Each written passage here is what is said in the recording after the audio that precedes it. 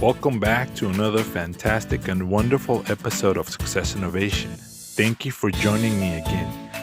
As you know, the only fee for this is to recommend, subscribe, and like the episode. Not only one, but every single episode that you listen to and like. In today's episode, I get to interview a wonderful individual by name of Tayde Aburto. He is the founder and creator of Hispanic Chamber of E-commerce in San Diego. He is also the founder of the United States Association of E-Business. So I will go ahead and ask him questions. We dive deep into some of the interesting things that he's been able to do with this organization and how he serves everybody, every business owner in the United States of America. Welcome, Tayde Aburto. Let's get started. Welcome back to another wonderful episode of Success Innovation. Today I'm really happy and excited bringing to you another wonderful individual. His name is Tayde Aburto, and this is a video conference, video interview, as well as an audio. You can listen to it in the podcast in Anchor.fm, or you can check out the YouTube channel that we have for Success Innovation. I have Tayde Aburto, as I mentioned. Tayde Aburto was born and raised in Michoacán, Mexico. He migrated to the United States in 2006. He is the founder of Hispanic Chamber of E-commerce in San Diego that is serving all of the United States. Recently, he has expanded and founded the United States Business Association of E-commerce. He is very active in making sure Latinos and underrepresented sectors of business owners are well represented. He is based off San Diego, but is open to all the United States business individuals. Welcome, Tayde. How are you this evening?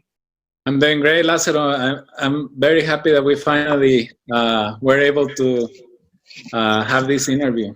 Right, for sure. Yes. Talking about it.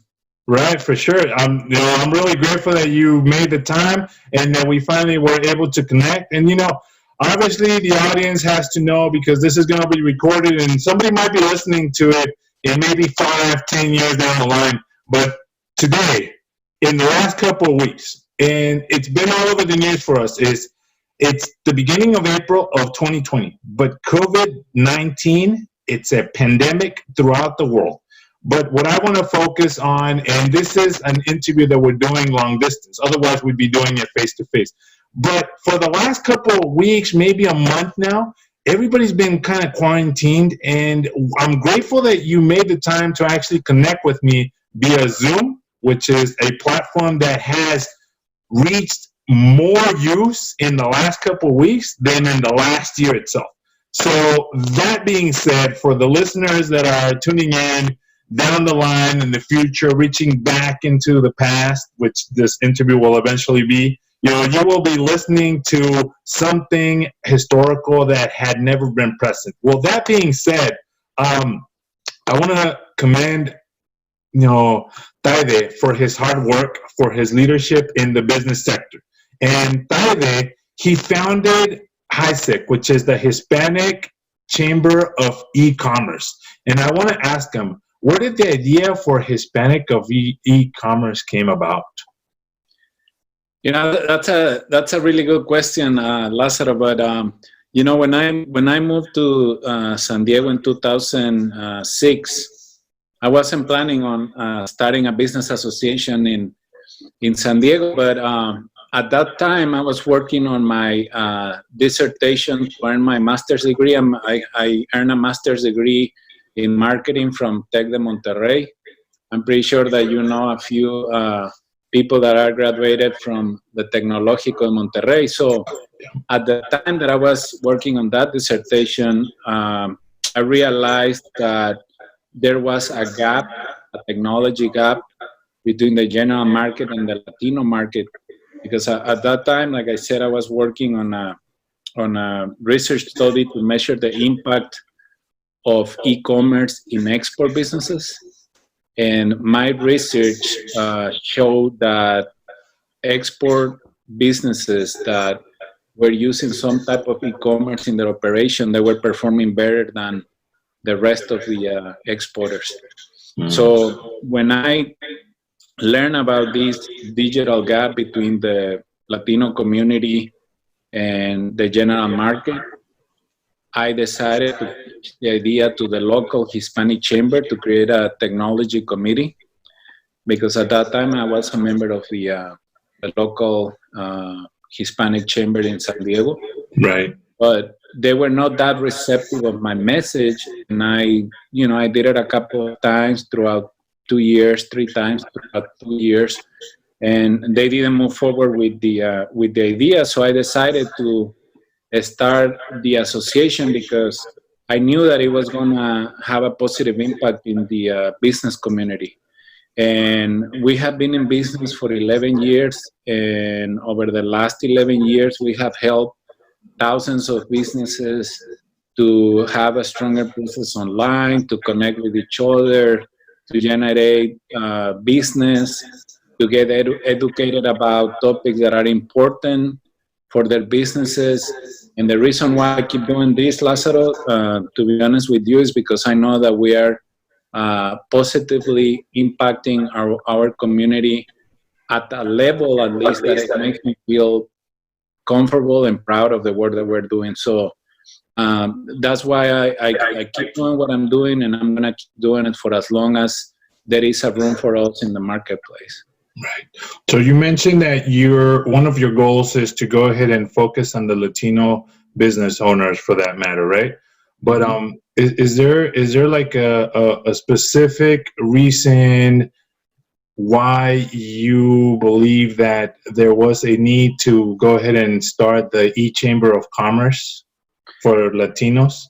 Listen, the main reason for me was like very personal. I'll tell you why. I come from a family of entrepreneurs in Mexico. I was born and raised in Mexico, and just like you said, I was born and raised in Michoacan. And growing up, I saw my grandparents, which on my mother's side, which they were like another set of parents to me. And they had business. My grandfather had started his first business when he was like 15 years old. By 19 years old, he owned a coffee plantation in the state of Guerrero in Michoacan.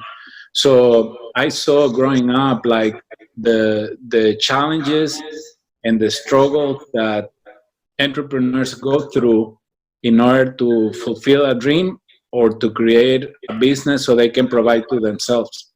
And with that experience growing up, when I came here to the United States and I realized that it was the same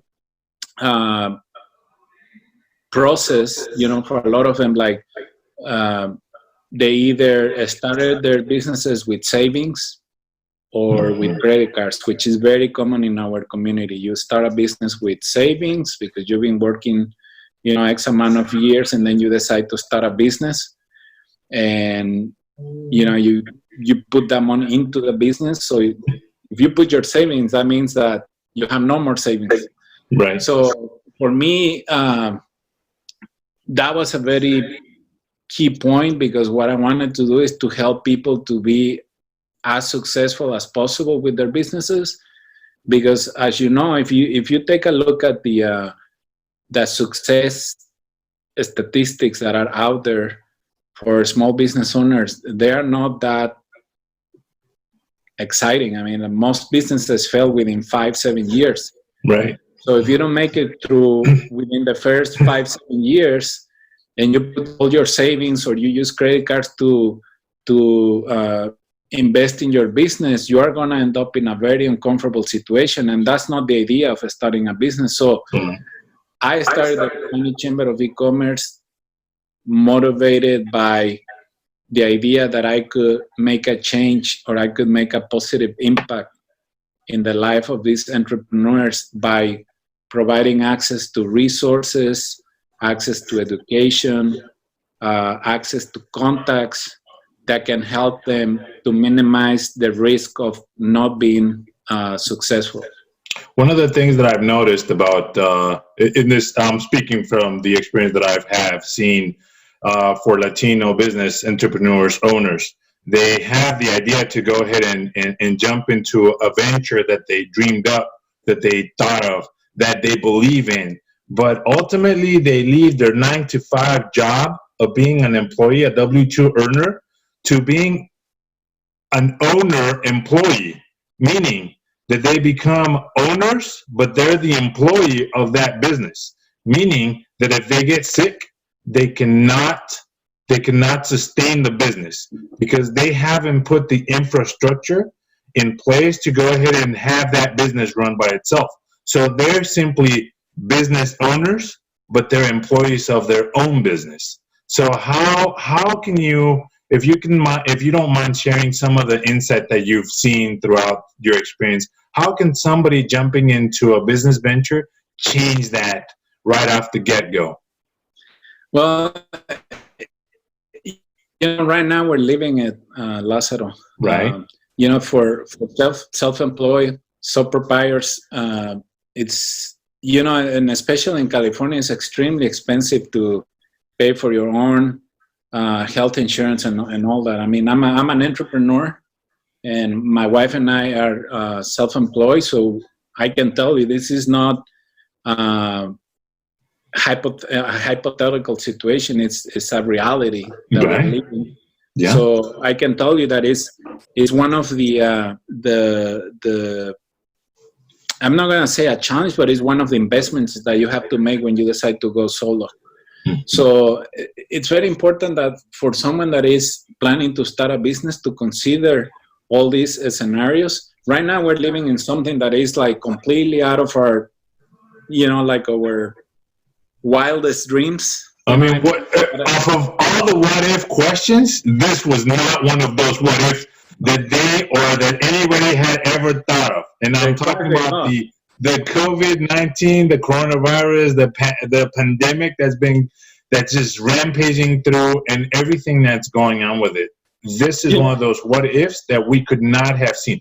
But other things, like the healthcare issue, that you're not going to be depending on a corporation to support you with unemployment anymore. So you're definitely going on a branch and limb to go ahead and start your own business with your own, boots strapped on, and you're ready to hit the ground, and you're ready to do whatever you need to do, get loans or use your credit cards like you said. But that's something that I want the audience and the younger generation to understand. Hey, if you're going to plan a business model, please take some time to meditate and to say, okay, what if, and put whatever obstacles you probably will foresee in the future, and then don't jump into it both feet in at the first. Talk it over with somebody, run your idea, meditate on it for about 6 months to a year period before you actually start, and start testing the market to see if your idea is even feasible. Get some quotes as to what you need to do.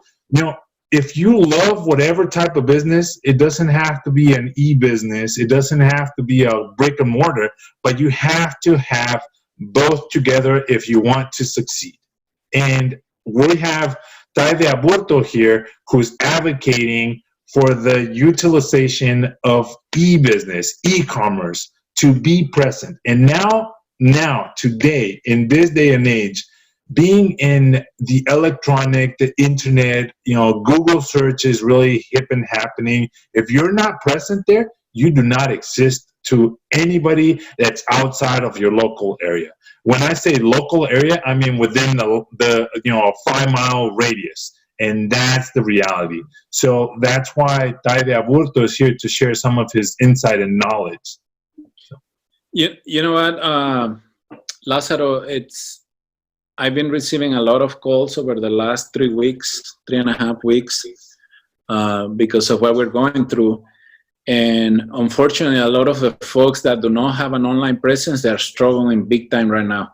The ones that are going to be able to survive, and the ones that are super busy right now, is because they have some type of online presence. So what we have been communicating and promoting over the last 11 years is the use of the internet as a business tool.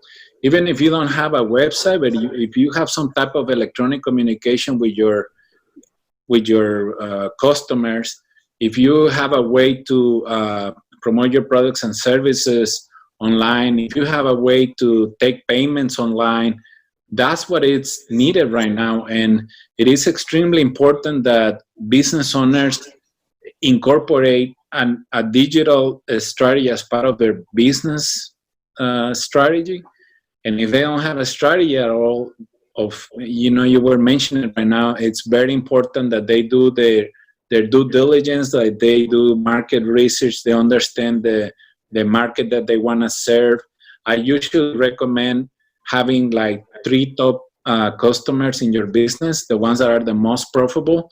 And based on that, you build your marketing strategy and everything around your business, like the operation of your business is going to be based on those 3 top customers that you want to serve. And right now, I think, I'm very sad because of what we're going through, but at the same time, I'm excited because I know that after this crisis that we're going through right now, and I have heard Mark even saying about it in the last few weeks, that we're going to start building America 2.0. And in America 2.0, if your business do not have an online presence, it's going to struggle big time. Right. So if we think about right now, there are 4.6 million Hispanic-owned businesses in the country, which probably not even 60% have an online presence. I think in American 2.0, we're going to be able to lower that to maybe like 25-30%. We will have 70% of Hispanic-owned businesses with some type of online presence, and that makes me really excited because we're finally going to get to the point where our business are going to be competing at the local, at the state, at the national level, but also globally. And right now, China is the #1 country for when it comes about e-commerce. There is no reason for us to be the #1 e-commerce powerhouse in this world. And in order for us to accomplish that, Lázaro, we need to get minority-owned businesses extremely involved in the digital economy. And I think in America 2.0, we're going to make that happen. Right. And I think you're going to make that happen because you've had great conferences. And one of those that pops to my head is the one that you had with Javier Palomares, who is the president and CEO of United States Hispanic Chamber of Commerce. You had that a while back, maybe a year ago or so. Can you kind of talk about how that conference came about and how you met Javier Palomares? Javier Palomares is one of the most influential Hispanic business leaders in the country. Mm-hmm. And he was the president and CEO of the U.S. Hispanic Chamber of Commerce for, I believe, 11 years or 12 years. Okay. So with our involvement with the National Association, with the USHISCEC since 2013, I started to work with Javier's team as soon as we joined the association. And I got to the stage where, because of how fast our organization was growing, I got to the stage where I got to meet Javier and we started collaborating in certain projects and stuff. And now Javier is a mentor to me, and he has, taught me so many different things, and I'm very grateful for his friendship, for his mentorship.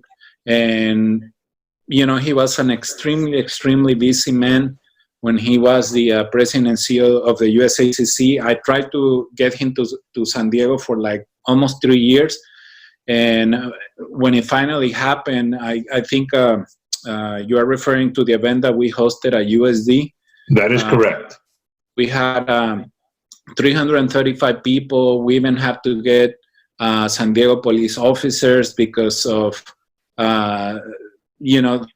certain things that were going on at that time with President Trump and stuff. And Javier was a very critic of President Trump, philosophy and how he was addressing the Latino community stuff. And if you see some interviews, at some point he called him payaso and etc.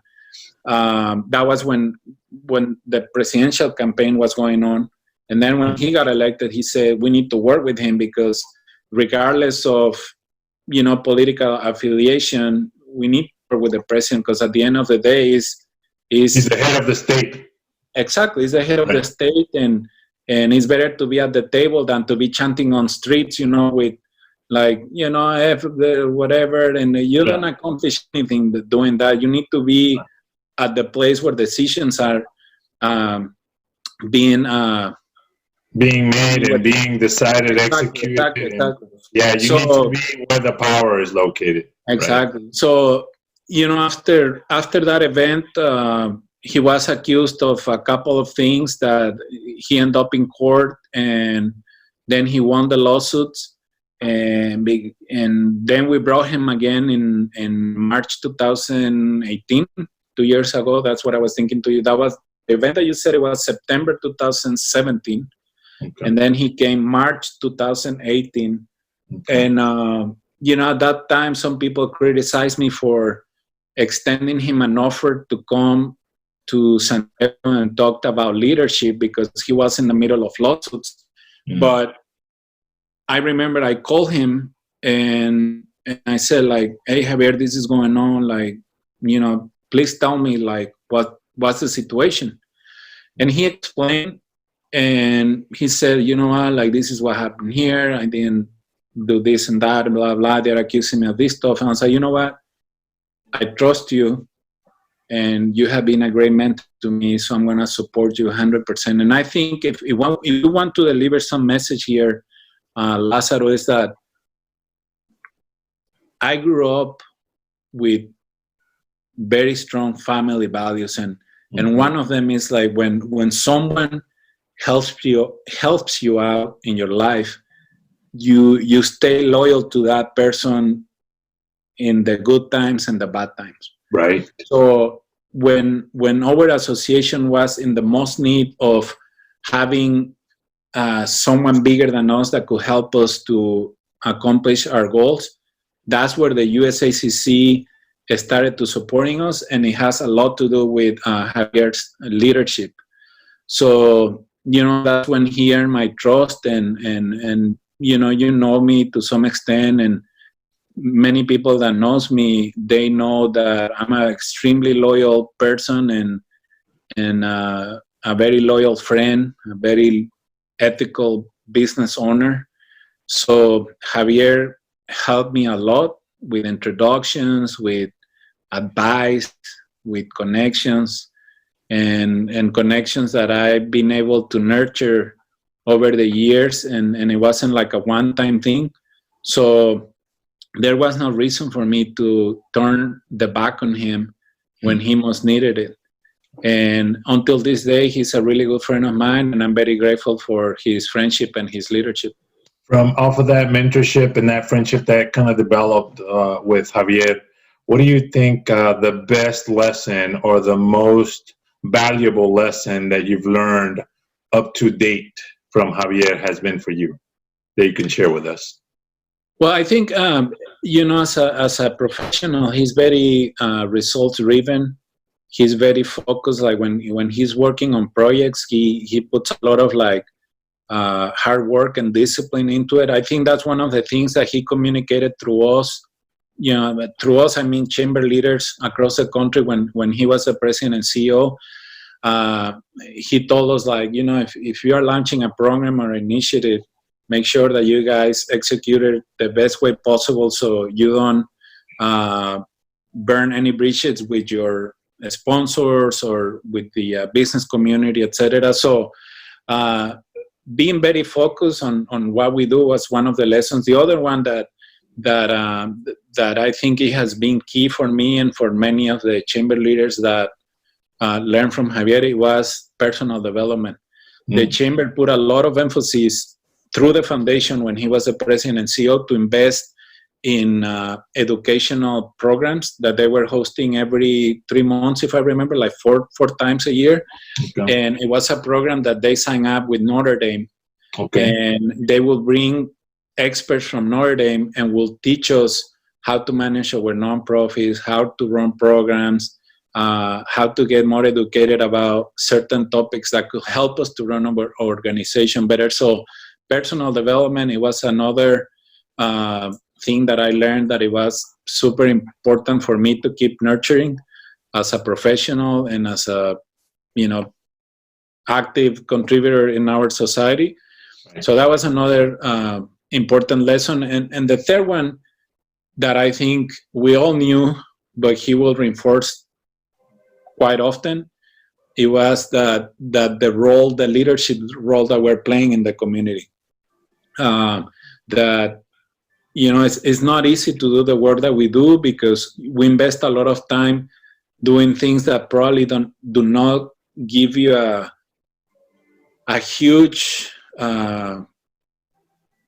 return on investment. Like the time that you invest is not going to be, how do you say it? It's not going to be remunerated. It's not going to come back, right? Exactly. But if you think about it, like the way that we see it is more like the impact that we can make in our community. And for me, it's all about legacy. Right. So the work that I'm doing, I just want at least the people that cares about me, my loved ones, like my family, the friends that care about me, that say like, oh, you know what, that is, it's pretty powerful what you've been doing for the last, I don't know, like 50 years, Right. It's pretty powerful. And that type of legacy is something that money cannot buy, Right. I could be running my marketing agency and be making all this money, but maybe 20 years from now, my kids doesn't want to run the agency. The agency disappears, and no one will remember me. So my goal is like 20 years from now, 25 years, when I passed away. I think I'm gonna live over 100. There you go, and I'm pretty sure you will. Right? You're staying healthy. You're staying active. You're doing everything you need to do. Right. Yeah, and I want my children to go somewhere and say like, oh, your dad was Tayde Aburto. Oh my God, like he was a super cool guy and he helped the community so much, and he helped to keep building the digital economy in the U.S. and right. and I think for me, Lázaro, is more important than just making a pile of cash, and right. and right now, like if you think about the moment that we're living right now, right. Money is not the answer for everything. I mean, right. Who would have thought, toilet paper would be such a necessity? I mean, if you have a wad of $100 bills, toilet paper right now seems to be something that everybody wants.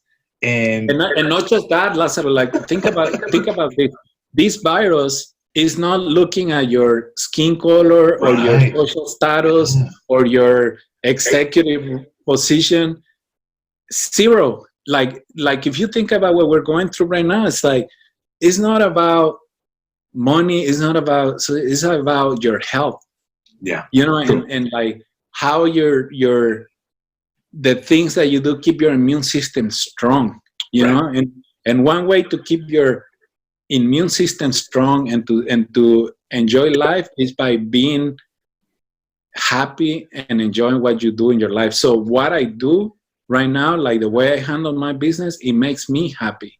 Right. And for me, that's more important than just like bragging about like expensive cars, multi-million-dollar homes on the internet, because in this country it's easy to do that. You can lease a Rolls Royce, a Bentley, or Maserati, right?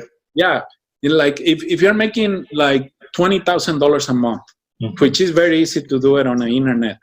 You can make $20,000 a month. You could be renting a house in La Jolla, renting your Bentley, making all these videos that are gonna help you to get more money, But at the end of the day, that's not me, and I'm never gonna do that.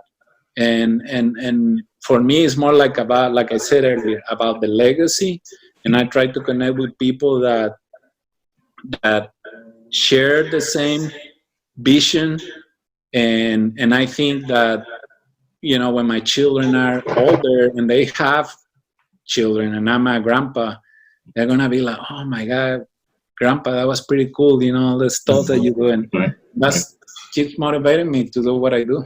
Awesome. I gotta tell you, you kind of hinted to my next question. I was gonna ask you what has been the most rewarding outcome from the Hispanic Chamber of E-commerce up to now, and if once you answer that part, can you kind of share with us what has been the most unbelievable thing that has happened? Because from what I've heard and what I've read about you, there's been a lot of unbelievable things that have happened to you. But I want to know from your point of view, what's the most rewarding thing and what has been the most surprising thing that has come out of this journey so far for you? You know, when I'm a very data driven person, so when I look at the numbers from, I'm not talking about like the website and stuff like the traffic and all that. I'm talking about like the amount of people that we have been able to impact over the last 11 years, which is over 10,000 people. I mean, we serve about 1,000 people annually through our seminars and, like the consulting and, the different messages that we get through email and Facebook messages and stuff asking us questions. So that has been extremely rewarding. And that's one of the reasons why I keep doing what I'm doing, because, I do not know every single time that a business is closed thanks to our network. But when I learn about those businesses that are close thanks to the work that we're doing, it motivates me to keep doing what I'm doing, because it's not just the education part, it's also like the economic opportunity that we're creating to the work that we're doing. So that's very rewarding, because it helps us to reinforce the work that we are doing by knowing that we're helping to create opportunities, like helping families to stay in business, and that's very, very rewarding. And what was the other thing that you The most surprising thing that has come out of this journey so far? Oh man. I have a few, but I think whichever one you believe is. Yeah, I'm gonna tell you one. I'm gonna tell you to share with us. I'm gonna tell you one. I think last year, when I had the opportunity to be interviewed at the White House for a potential advisory board, that was amazing. I mean, if you think about it, I was born and raised in Michoacán, Mexico. Right. I moved to the States in 2006, and I didn't speak a word of English. I mean, it said like, "Do you want to dance with me?" and "Do you want to drink a Corona?" No pun intended, my friend. those were the only two things that I knew how to say in English. But if you think about it, like 2006, I barely speak any English. 2019, I get to go to the White House for an interview. That was pretty, I mean, for me, it was like, the moment that I passed security at the White House, and I was pinching myself. I was like, wow. My father was a politician in Mexico for like 44 years, and I never got to go to Los Pinos, And I could probably have the opportunity to do that, and I never did it.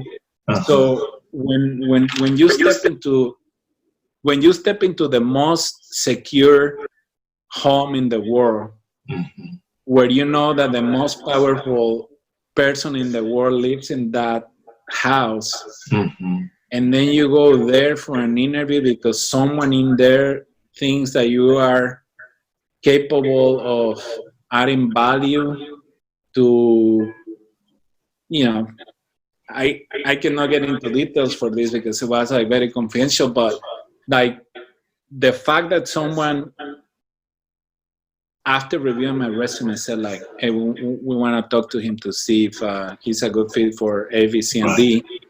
Right. I think that was a. I mean, obviously they went through a stack of resumes. A stack. And when I say stack, not just that, probably a stack. And just to get into the final candidates to be considered for the position, I mean, congratulations to you, my friend. Congratulations. Oh, and also like going through the whole Secret Service venting, it's like, oh, send those links of all the interviews that you have done and this and that, your social media profiles, etc. I mean, that's like, and this is an advice that I want to leave for your audience. Is like, it's extremely important for your audience to know that they always have to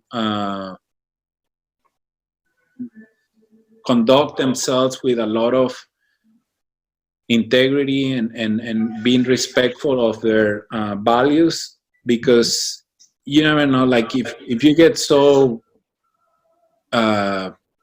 like emotional in the, like, I have never posted political stuff on my social media, because I have learned one thing by growing up in a household with a political figure in Mexico, is that I can preach to you my view for certain issues, certain topics, and most likely, regardless of what I said, you're not going to change your mind.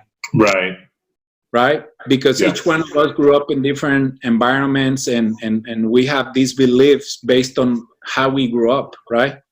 So whatever I tell you or you tell me, I'll be like, you know what, Lázaro, I respect your point of view, but it's not going to fly with me. Right. So I use social media for business, and I use social media for connecting people and for empowering people, but I don't use social media to try to change the political view of folks, because that's a very sensitive subject. And I know it's the same with sports, and unfortunately, look, like if I move my screen a little, I'm a Texans fan. Right. And I'm gonna tell you, like when I was here, and some of my friends, like that when the Chargers went in San Diego, right, and they were like, oh man, like the Chargers. You live in San Diego, right?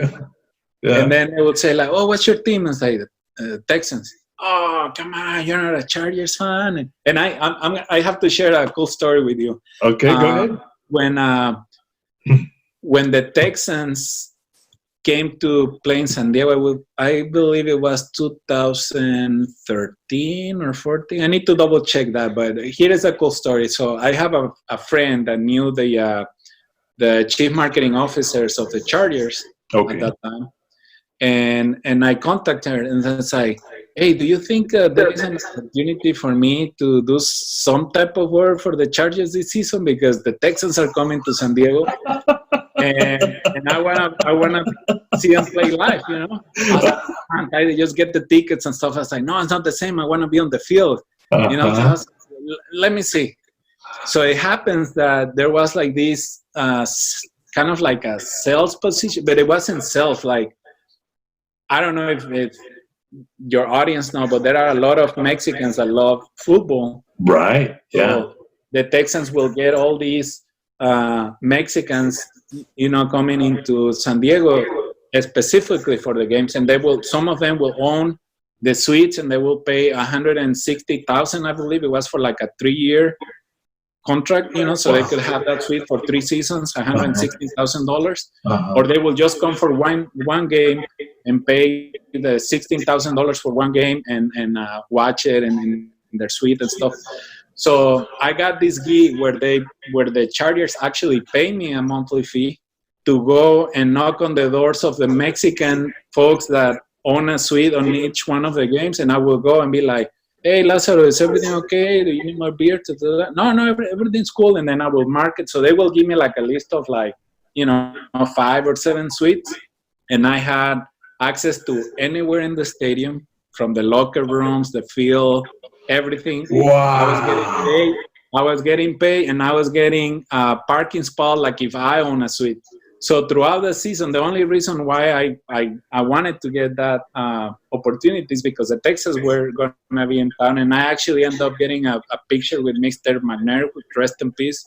I saw J.J. Watt, and throughout the season, I was very lucky because we had like the Raiders, the Colts, the New York Yankees. So I got to see, the Manning brothers, it was awesome, and I think that's another like highlight, of the stuff that I've been doing. And, right. and we want to turn this story into a learning lesson, I think the key here is that you always work hard for what you believe, and opportunities are gonna come to you. Like the universe is gonna bring these opportunities even when you don't even think about them.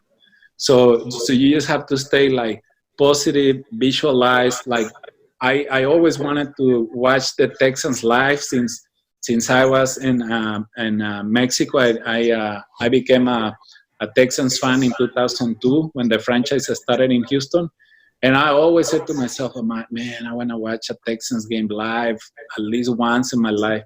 I never thought that I was going to watch the Texans from the field, watch like J.J. Watt, like right here, It was, or shake hands with the owner of the Texans. I'm telling you, that was an amazing experience. You were on cloud 9, my friend. You were riding big. 9,000 that day, man. I couldn't sleep for like a week after that game. Wow, man, that's amazing. Congratulations. That's really cool. And that happens, like you said, to the audience. That happens because of the hard work that you put in previous to that opportunity. And that opportunity, you seeked it out from those connections that you made in the relationship that you have with a certain individual that happened to work with the Chargers.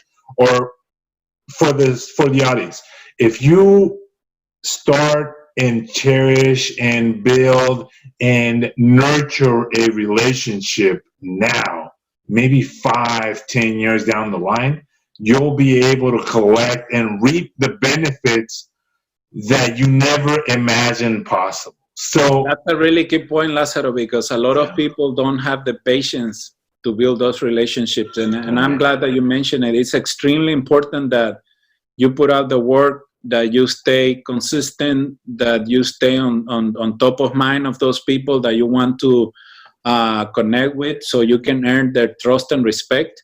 Right. Once you earn the trust and respect of someone, it's going to be very difficult that you burn that bridge unless you do something that is not going to fly in that relationship. So, I'm glad that you mentioned, because if, going back a few minutes ago when you asked me about, good stuff that I learned from the Hispanic Chamber of E-commerce, I think that the relationships that I've been able to build, not just here in San Diego, but nationwide, is priceless, my friend. I cannot put a price tag to all the relationships that I have built in multiple states across the country because of the work that we're doing with the Hispanic Chamber of E-commerce. And I wouldn't be able to build those relationships without the work that we've been doing through the association. Right. That's awesome. So now I'm going to ask you, you created the United States Association of E-commerce. What's the idea behind that branch off from the Hispanic Chamber of E-commerce? Well, the association hasn't been launched yet. Okay, so we're working on it. Okay, but the idea behind is that when you put Hispanic in front of the name, it kind of like you limit yourself to just that community, a certain demographic. For that demographic, exactly. And for me, it was like a natural thing to do because I'm a Mexican immigrant, and I knew that there was that need to narrow that digital divide in the Hispanic business community. But now that I've been doing this work for 11 years, I realized that the digital divide is not just in the Hispanic business communities. It's a digital divide that exists in the small business community. And I mentioned it earlier, I want the U.S.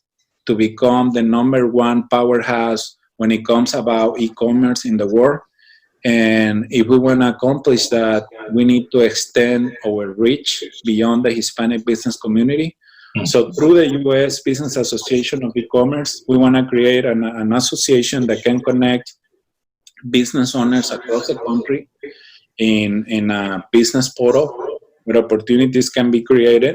We know that we have Amazon and we have other business portals are out there. We are actually in a position where we are going to collaborate with them. We are not thinking that there's some folks that I have talked to in the last few weeks, as oh, there is no way that you can compete with Amazon. And I was like, no, you're not getting it. We are not going to be an e-commerce portal. We are a business association advocating for small businesses who aren't interested in having a strong presence in the digital economy. And on top of that, we will have a website that will offer certain online services that will help small businesses to compete more effectively in domestic and international markets. But our idea is, to bring together resources, bring together connections, lobbying, do some lobbying for small businesses in the topics that are of interest to our association. We're going to be collaborating with Amazon Business. We're going to be collaborating with Google. We're going to be collaborating with Apple. So that's kind of like the overall picture of the work that we're going to be doing with the U.S. Business Association of E-commerce. For the viewers who might happen to be business owners, small business owners, and are listening to this episode or watching this episode, and they hear this opportunity for them, what would you say the biggest benefit for those business owners would be to join the association? You mentioned exposure, you mentioned collaboration, you mentioned a lot of other things, but how can we hook them right now and say, hey, if you want to join the association, this is right off the gate. This is what you will see as a blatant benefit.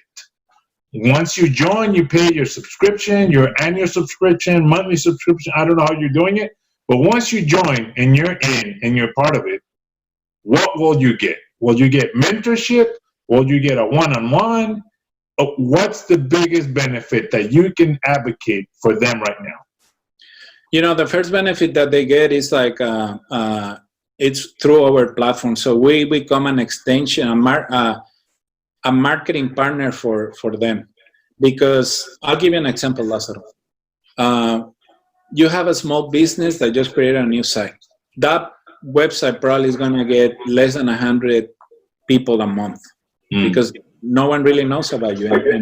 And most likely, or oftentimes, small businesses do not have the budget to start promoting their sites, right? Yeah. So by joining into this big group of businesses where we're investing a lot of marketing dollars into the association, we're going to help you to give you more visibility.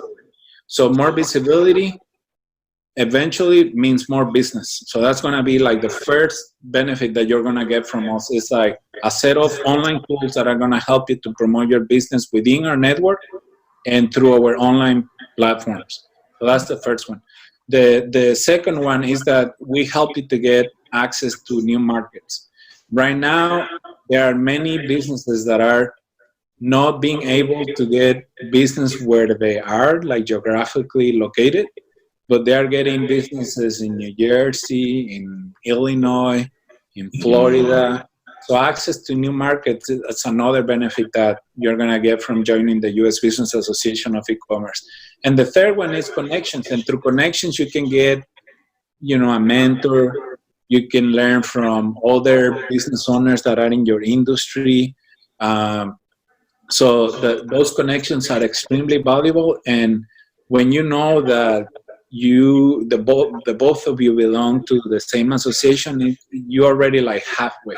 Right? You don't have to go through by introducing yourself and going through all that processes. Oh, you're a member of the U.S. Business Association of E-commerce. Oh, that's pretty cool. Listen, I want to talk to you about this, and that. And that happens with the Hispanic Chamber of E-commerce. So this is not something that I imagining that is going to happen. It already happens.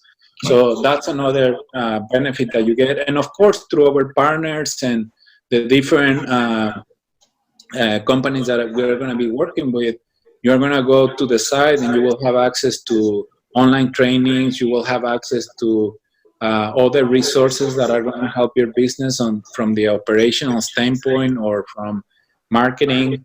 We're working or talking to some companies that we want them to have a special program for our members to provide access to capital, which is the number one need that small businesses have, and especially now. is access to money, and then the second one is marketing. So you get help with your marketing by signing with the association, and then throughout the weeks and months, etc., you start building the other stuff that it's gonna help you out too. You mentioned investments. Are you partner up with any angel investors or anything like that, or you have different resources? No, for the for the U.S. Business Association of E-commerce, we're gonna have a VC, venture capital, investing into the company. But for the members, we will have a program that we're already thinking about, like 14 training videos that are going to teach you like how to pitch your stuff to angel investors. And then we will have someone that is connected to angel investors, and that someone will receive information from the company, and then if it's a good fit, it will distribute it with the network. So through the association, you will have access to angel investors if your product has a sustainable idea and is of interest to these potential, to these angels that are part of our network. Okay, fantastic. In the bottom of the description, we'll put a connection to your LinkedIn. We'll also put in a connection to your website. Can we do the HISCEC, or would you rather do another one? Yeah, no, you can do HISCEC, and you can share also the website for the U.S. Business Association of E-commerce, which we had planned to launch on May 4th, but now that the self-contained thing is going to extend until April 30, right. I think we will probably launch the organization like mid-May or something. But right now there is a landing page where if someone wants to become a founder member, right, they can fill out the form. But the full portal, it will be live probably mid-May. Okay, fantastic. So for the audience, if you're interested, you'll see it in the notes below, and you'll definitely be able to connect with Tayde's direct LinkedIn, and you'll also be able to direct any questions about the HISCEC, Hispanic Chamber of E-commerce, and also the U.S. Business Association portal there. I do have a couple more questions for you. They're not necessarily business related, but I want to know, good leaders always create good leaders. And we talked about Javier Palomares, but do you have any other individuals that you look up to that you can share with us, that you've learned lessons from them and that you still admire? No, definitely. Like, the first one is my dad. I've learned a lot from my dad. And then also, like right now, professionally, I have learned a lot from colleagues that are presidents, CEOs, chairmen,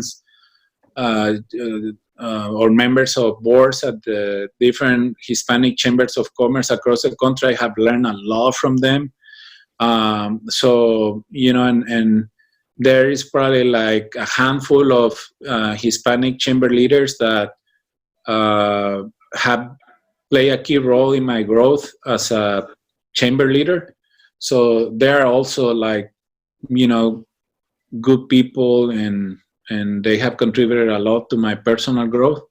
And also, I talked about earlier about personal development. So, I have other leaders that they do not know that I exist, but I've been learning from them from far, like the different people that I read for the stuff that is important to me. Like I've been investing a lot of time over the last year learning about platforms and how platforms are helping to change the economy. And by a platform, I mean like the Airbnbs and the Ubers and, all these like portals that are disrupting different industries. Right. So for me, it's a topic that I'm very passionate about. So yeah, those are the other list of leaders that, like I say, they don't know about me, but I'm learning from them. So you kind of hinted at the question that I had next, but can you share with us if there's any podcast in addition that you listen to as a routine, any book, any movie that you listen to constantly to get motivated, to get different ideas, to continue enhancing your personal development that you can share with me and the audience? Like probably like 5 or 7 years ago, I stopped watching news, Okay. actively, because it was just like creating a stress in my life. Like if I get on my car driving to meetings and stuff, I don't listen to the radio or anything like that. Sometimes I listen to music because, it kind of like pump you up and it gets you in the right mood, stuff. But I would say like it's literally like the Pareto rule, like 80-20, right? So I listen to music 20% of the time, 80% I'm consuming some type of content. And I like to go to YouTube and listen to Jim Rohn and, Tony Robbins and different motivational speakers when it comes about like my personal development. Yeah. And then on the professional side, I like to listen to TEDx talks. I like to listen to, the Economic Forum, because there are certain presentations that are of interest to me. So I always try to keep track of things that have a direct impact on what I do. I have made my living out of my marketing consulting projects, so I stay on top of any SEO, search engine optimization. Search engine optimization, search engine marketing, and all the good stuff that you learn online from social media marketing and all that. So it's a mix of content, but it has a direct impact on everything that I do. Okay. What would you say the biggest obstacle through your journey up to this point in building your own business has been, and how have you been able to overcome it? Man, the language barrier, like to learn English has been a big obstacle. Right. As you can hear, I have a very strong English accent, but I guess I'm working on it. Probably by the time I'm 100 years old, I sound like a native English I wouldn't change that. I would never change that. You know why? Because this is who you are, and this defines you. And you might think that it hinders you at the moment, but it actually sets you apart. It actually distinguishes you. No, but you know what? But I gotta be honest with you. Like, right? if I'm speaking Spanish, like my vocabulary and my level of knowledge is so high because I have a bachelor's in economics and a master's in marketing. So I'm really good at what I do, and sometimes I have that challenge, to try to translate an idea that I know that look, this is gonna work, but if I could express it the way I want to express it, but eventually, like, I'm able to deliver results based on my actions, so the language barrier stops right there. But I think besides that, I think I cannot complain about time, because right now I have a lot of time to invest in. I'm not talking about like the situation that I'm going through. Like over the last 18 months, I changed my schedule in a way where, like, just to give an idea, I no longer take meetings after 4:30, because for me it's important to be with my family. I love to cook. I don't know if I ever tell you that, but I love to cook. So I've seen your postings. I've seen your tacos, and I've seen your cooking grill. Yeah. So I love to be home and cook for my family. So that's a big change that I made about 18, 19 months ago. And it has been a defining moment in my life, because right now I do have time to invest my time in those activities that I know are important for me. Right. So, the kind of like the English thing is like a barrier, but on the other side, I have enough time to invest it in everything that I do. So I wanted to own my time and own my schedule. And I think, and I'm very grateful that right now I'm in that stage.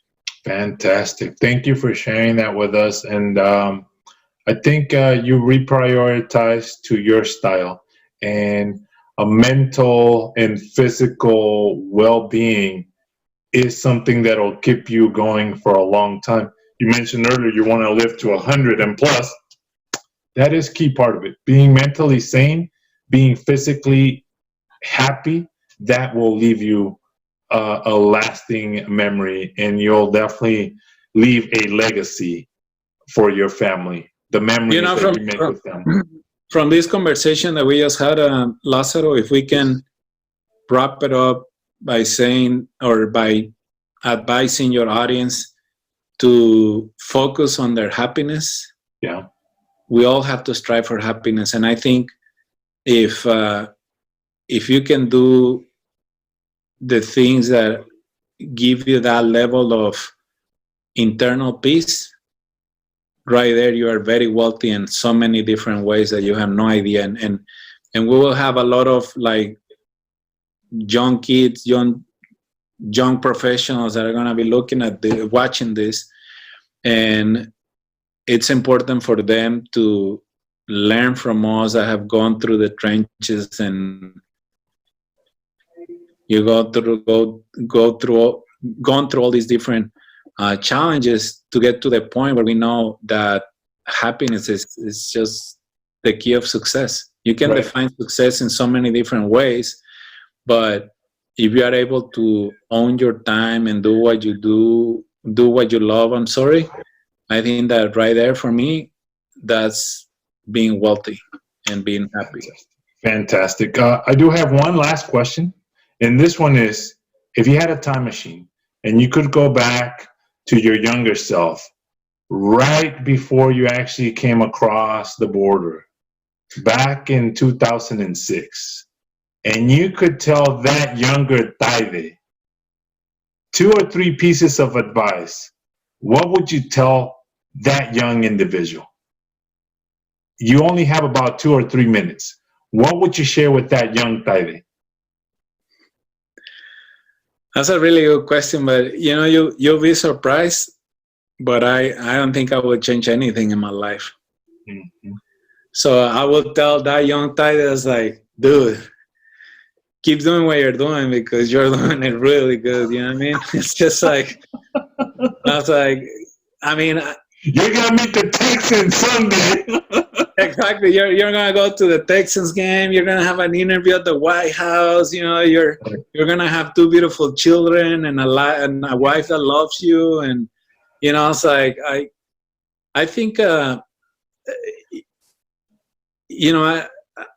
want to give this advice to your audience. We cannot be so harsh on ourselves. Right. Growing up, life is so short. So my advice is just like live the moment. It's like life. It's built based on the experiences that you go through, through different situations. And if I could go back and say like, oh, don't do this or don't do that, it wouldn't make me the person that I am right now. Right. And I'm a very confident person. Like I can take any challenge as long as I'm motivated to do something. I can take any challenge, and I never feel like minimized by anybody. Like I can give you a quick story. Like one time, and I'm not gonna get into details because it was like a private event, but one time this contact of mine invited me to a private party at Rancho Santa Fe here in San Diego. And for those that are not from San Diego, Rancho Santa Fe is one of the richest neighborhoods in the area, along with La Jolla and certain areas in Del Mar. So he invited me to this mansion, it was probably like $22 million mansion, and, like super fancy party. And in 2012, I bought a RAV4 from my wife's grandparent. And he invited me to this party, and I knew it was going to be in Rancho Santa Fe and stuff. And I'm wearing my suit, of course, I'm like clean, everything cool.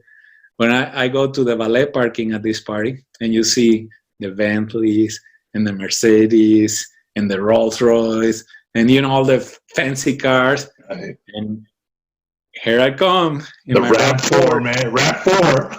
What color was it?